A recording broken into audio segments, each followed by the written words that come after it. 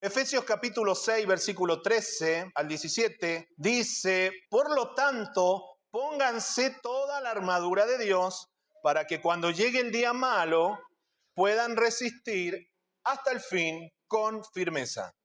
Manténganse firmes, ceñidos con el cinturón de la verdad, protegidos con la coraza de justicia y calzados con la disposición de proclamar el evangelio de la paz. Además de todo esto, tomen el escudo de la fe, con el cual pueden apagar todas las flechas encendidas del maligno.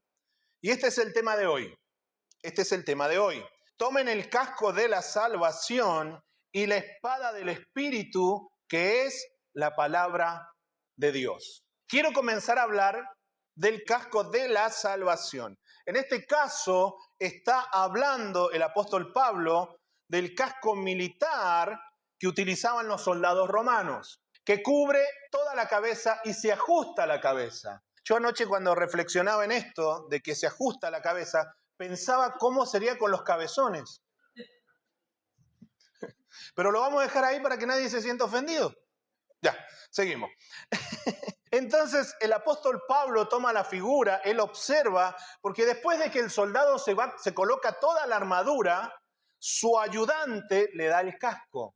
Es decir, que el soldado recibe el casco de su ayudante y se lo coloca. De la misma manera, el apóstol nos está enseñando de que es Dios el que nos da el casco de la salvación para que usted y yo nos lo coloquemos.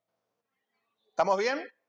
Ahora, detalle importante, el casco cubre la sede de la inteligencia y la voluntad. ¿Qué quiere decir esto? Que cubre nuestra cabeza. Nuestra inteligencia y nuestra voluntad son guardadas cuando nos colocamos el casco de la salvación. En el original, la palabra tomen está mal traducida porque tendría que decir reciban. Reciban, más que tomar, es recibir. Y si se fija bien, es un imperativo, es una orden, dice reciban. O sea, no hay opción. A alguien que le cortan la cabeza ya después no se puede mover, ¿se ha dado cuenta? Pueden herirle una pierna, pueden herirle un brazo y la persona más o menos se va a mover y puede seguir ahí peleando. Pero al que le hirieron la cabeza, por lo tanto necesitamos el casco de la salvación. Y es una orden que Dios te da a ti y que Dios me da a mí. Y dice, toma, recibe el casco de la salvación. Ahora, ¿por qué el apóstol Pablo ubica la salvación en nuestra cabeza? ¿Por qué el apóstol Pablo ubica la salvación en nuestra cabeza? ¿Por qué la salvación debe cubrir nuestra cabeza como si fuera un casco? ¿Por qué la salvación debe cubrir nuestra cabeza como si fuera un casco? Bueno, hay dos respuestas para esto y se las voy a dar por el mismo precio. La primera, porque el enemigo número uno de nuestras vidas no es el diablo, somos nosotros mismos. El enemigo número uno de nuestras vidas somos nosotros mismos. Somos nosotros los que nos autosaboteamos todo el tiempo. Somos nosotros los que decidimos no vivir en la victoria de Cristo. Somos nosotros los que no crecemos. Somos nosotros los que no nos desarrollamos y somos nosotros los que no avanzamos. Hay gente que ora y le pide a Dios, Dios, quiero que me ayudes a avanzar. Pero es que Dios ya dio la orden de que tú avanzaras. El tema es que tú lo tienes que creer.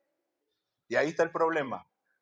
Porque nuestra mente nos juega una mala pasada. Mire, usted y yo somos responsables de las ideas que andan dando vueltas por ahí, si las adoptamos o no. Somos nuestros propios enemigos. Jaime, levante la mano Jaime, saluda así. ¿Sí? Jaime es el enemigo número uno de Jaime. Alejandro es el enemigo número uno de Alejandro. Es decir, que yo soy el que me autosaboteo. Yo soy el que decido o crezco o me quedo estancado. Y esto es bíblico. Primera de Timoteo 4:16, Pablo le dice a Timoteo, ten cuidado de ti.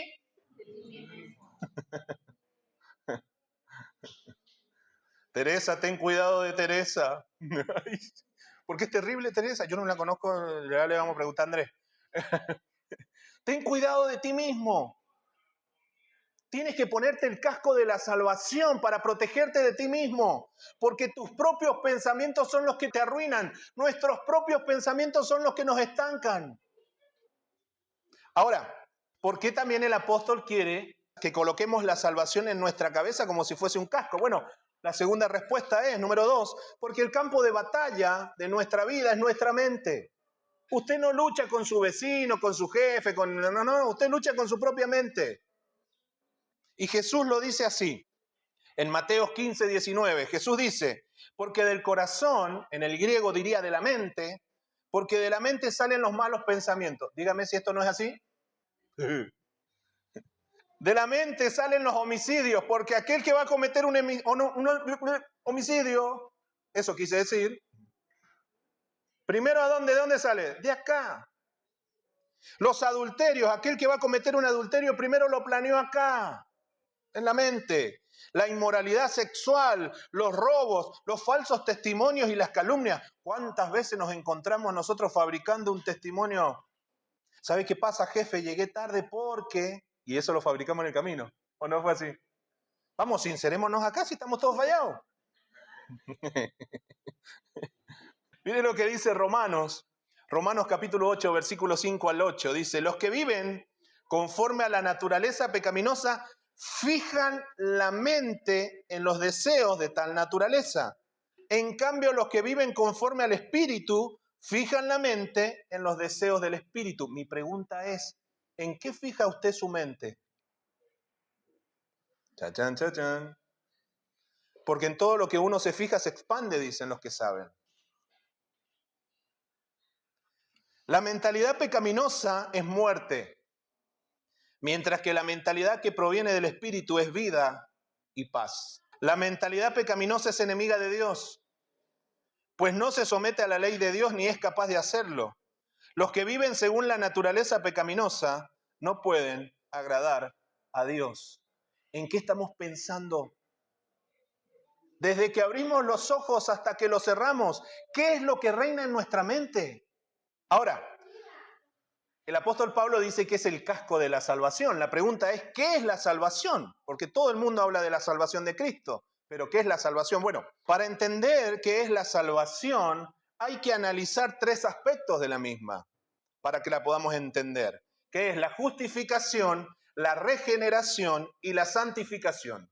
Justificación, regeneración y santificación. Y vamos a verla una por una, rápido y furioso.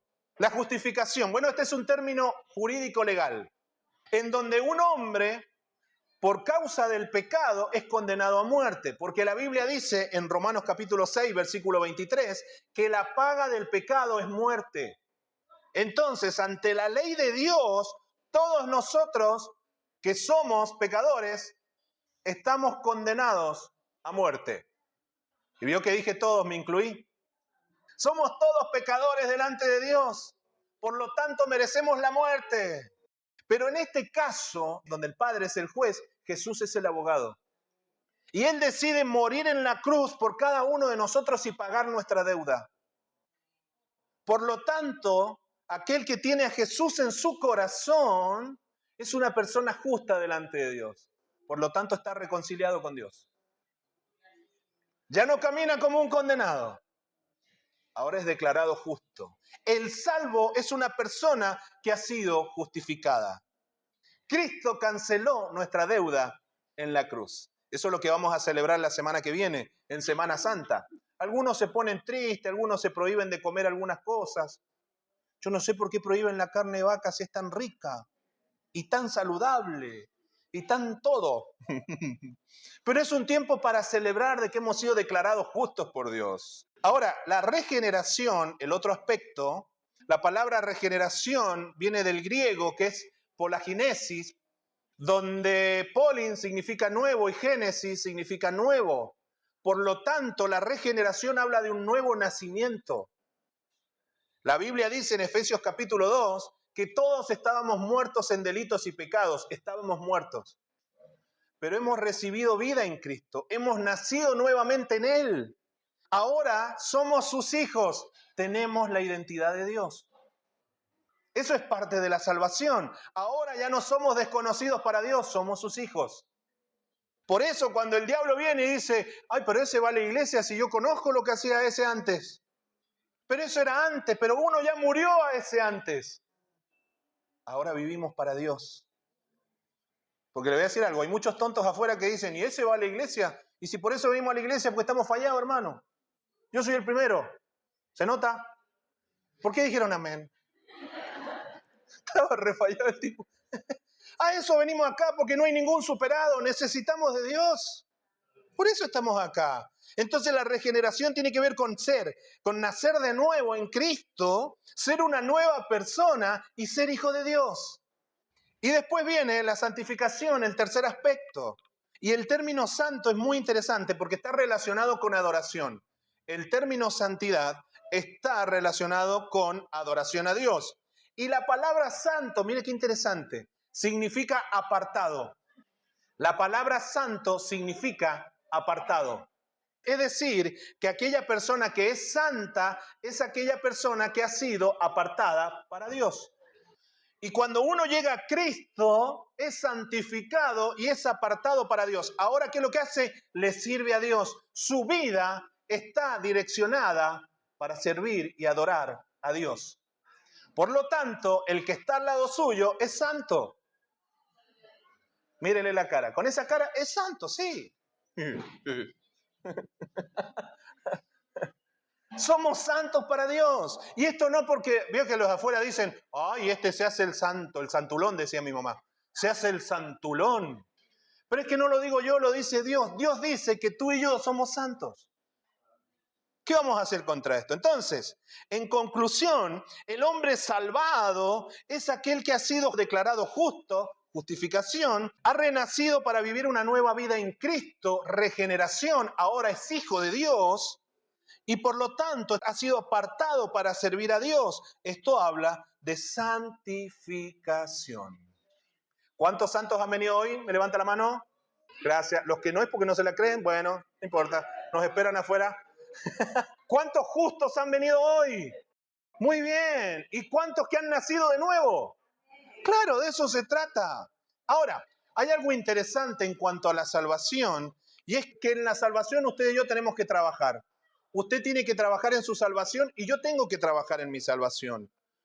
Pablo dice a los Filipenses, Filipenses 2:12, por tanto, amados míos, ya que siempre han obedecido, no solo en mi presencia, sino mucho más ahora en mi ausencia, ocúpense, y esta palabra en el original habla de trabajar, trabajen en su salvación con temor y temblor. ¿Qué quiere decir esto? Que tenemos que trabajar en nuestra salvación con responsabilidad. ¿Por qué venimos un domingo en la mañana acá después de haber luchado contra Sabanás? ¿Sabe por qué venimos? Porque estamos trabajando en nuestra salvación, porque queremos ser mejores.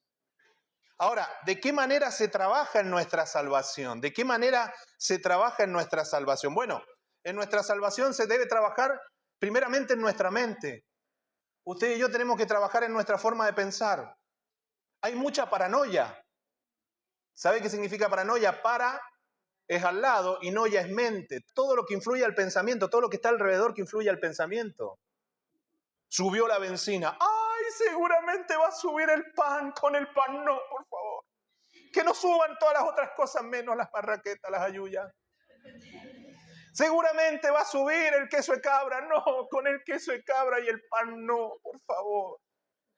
Paranoia. ¿Y qué vamos a hacer ahora? Y estamos cerca de otro estallido. ¿Y qué es lo que...? Paranoia. Y el sistema del mundo en el que vivimos trabaja para que usted y yo seamos paranoicos.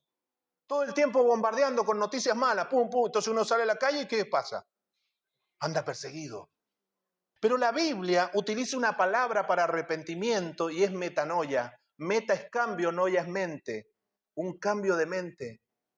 Y de esa manera trabajamos en nuestra salvación. Romanos capítulo 12, versículo 2 dice, no se amolden al mundo actual, porque el mundo actual es paranoico. Si no sean transformados mediante la renovación de su... ¿Usted quiere cambiar? Cambie su mente, cambie su forma de pensar. Así podrán comprobar cuál es la voluntad de Dios, buena, agradable y perfecta. A esto los científicos hoy le llaman plasticidad cerebral, que si uno trabaja en sus pensamientos, va a cambiar su forma de vivir. La Biblia lo dice hace más de 2000 años antes. ¿Cómo están tus pensamientos?, pregunto yo. ¿De derrota? ¿De fracaso? En nuestra mente tiene que permanecer firme la salvación, porque el diablo, que es un calumniador, un acusador, un mentiroso, te va a venir a molestar todos los días. Y es tan pesado como visita de suegra, así, en esa magnitud.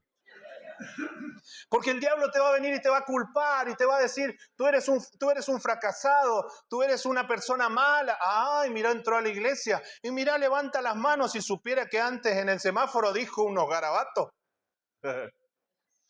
Algunos se miran porque...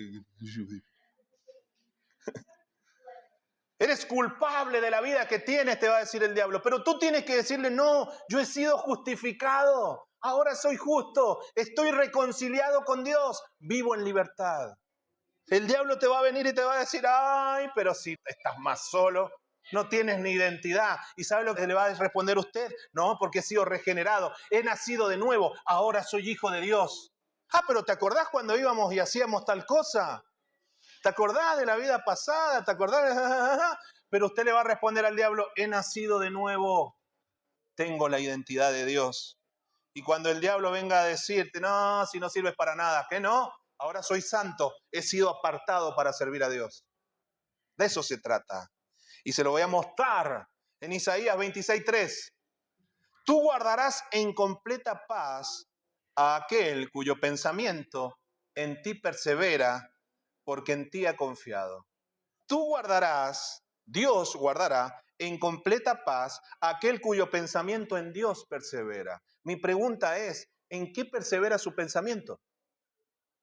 ¿Qué problema acá? Cuando nos no, mire, no piense en nadie, piense en usted. Es fácil pensar en otro, ¿no? Pero piense en usted. ¿Cómo son sus pensamientos? ¿En qué perseveran sus pensamientos? No es que no vamos a salir de acá, no vamos a crecer. No, no, no, no, no, no, es que está todo mal. No, no, no, no. Aléjese de los negativos. La estupidez se contagia, hermanos. No se junte con los estúpidos. Va a decir, fui a la iglesia por primera vez. ¿Qué dijeron? Que no me tengo que juntar con los estúpidos. Chau. Nuestro pensamiento debe perseverar en la salvación, en la justificación, en la regeneración, en la santificación de Dios. La importancia de recibir de Dios el casco de la salvación y colocárnoslo está en la protección que nos brinda para no pensar erróneamente, sino victoriosamente. Día lunes, levántese en la mañana y mire al Señor y diga, hoy va a ser un día de victoria. Esta va a ser una buena semana y el mundo se puede venir abajo, pero si Dios está con usted, va a estar todo bien. Que su pensamiento persevere en Dios. Colóquese el casco de la salvación y que ninguna idea que ande dando vuelta por ahí le afecte, porque esa idea no es suya. Y Dios no quiere que usted piense así. Y Dios no quiere que sus hijos piensen en derrota, sino en victoria. Y voy a decirle algo más, que me gusta siempre decirlo. Dios tiene una mente grande, próspera, abundante. Por lo tanto, usted no puede tener una mente de escasez. Dios no habla de proyectos chiquitos, Dios habla de proyectos grandes. Y ahora hablo de la espada, rápido y furioso. Ya estoy terminando y no está Claudio para que me diga amén. La espada del Espíritu, la Biblia. Tomen el casco de la salvación y la espada del Espíritu, que es la palabra de Dios, la Biblia. Así como la espada era la única arma ofensiva del soldado romano, la palabra de Dios, es decir, la Biblia, es la única arma que usted y yo necesitamos para enfrentar al diablo. Porque es infinitamente poderosa la Biblia, la palabra de Dios. Ahora, quiero aclarar algo, hago un paréntesis. La Biblia no es un amuleto para tenerla abierta en la casa, en el Salmo 91. La Biblia tiene poder cuando uno la lee y la pone en práctica. Si no, es un adorno más. Por lo que es oportuno aclarar en este momento que la Biblia, la palabra de Dios, es la espada del Espíritu, no es su espada y no es mi espada. No es su espada ni mi espada, es la espada del Espíritu que Él nos la da para que nosotros podamos enfrentar el día a día. Y es tan importante. Segunda de Timoteo 3:16 dice, toda la escritura es inspirada por Dios y útil para enseñar, para reprender, para corregir y para instruir en justicia o en la justicia. Toda la palabra es inspirada. En el original diría toda la palabra, toda la escritura es respirada por Dios. Por eso no sirve tenerla como amuleto. Uno la tiene que leer, uno la tiene que escuchar, uno tiene que pasar tiempo con la Biblia. Pedro lo diría así en su segunda carta, capítulo 1, versículo 20. Pero antes que nada, deben entender esto. Ninguna profecía de la Escritura es de interpretación privada. Y me detengo un ratito acá, ¿me permite? Ninguna profecía de la Escritura es de interpretación privada. Es decir, que nadie puede adueñarse de la interpretación de la Biblia. ¿Qué quiere decir esto? Porque ¿sabe qué? Hay gente afuera que se hacen los iluminados y ellos dicen que Dios habla a través de ellos. Y deje, usted no tenga contacto con la Biblia. Yo le enseño. Pero ¿sabe qué hace? Lo manipulan. Y voy a decir algo que no me voy a cansar de repetirlo. Usted no crea nada de lo que nosotros decimos acá. No crea nada de lo que estoy diciendo yo. Por más buen mozo, musculoso y todo lo que usted ve en mí. Ya estaba mintiendo, ¿vio? Usted no crea nada de lo que nosotros decimos. Investigue y fíjese si la Biblia lo dice, porque si no sabe qué, lo podemos manipular. Y hay mucha gente en las iglesias que los manipulan, les sacan plata, les sacan terreno, les sacan... Si nos sacaran la suegra yo iría, pero no.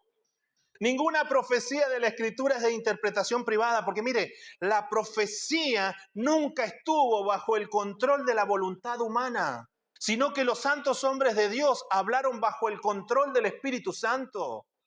Abra la Biblia, léala y el Espíritu Santo le va a enseñar. Para que no lo manipulemos. Familia, si nosotros aprendemos esto, nos cuidamos unos a otros. Ahora quiero hablar sobre la utilización de la espada, la utilización correcta de la Biblia, de la palabra de Dios. Y esta espada debe utilizarse en dos direcciones. En dos direcciones. Primero, contra nosotros mismos. Contra nosotros mismos. ¿Cómo voy a usar la espada contra mí mismo? ¿Está loco esto? ¿Qué pasó?